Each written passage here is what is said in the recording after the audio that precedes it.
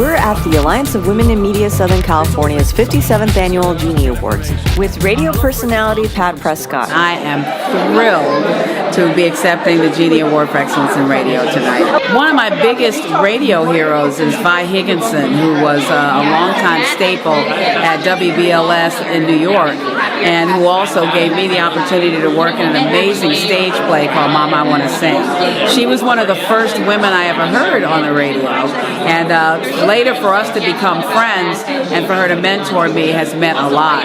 One of the things that I've learned from Vi Higginson was the importance of being involved in the community, first of all, and then secondly, of really extending yourself and trying to explore all the talents that you have, doing more than just being on the radio. As far as the women that I work with today, and there are so many of them who are incredibly talented, but Talia Trigueros, who does the midday shift on The Wave, who is also a former recipient of the Genie Award, she's going to be presenting me tonight. She's become one of my dearest friends, and she's just someone who I admire and respect so very much. The sisterhood that we have is really unbelievable. Women need to be united. You know, women need to be united.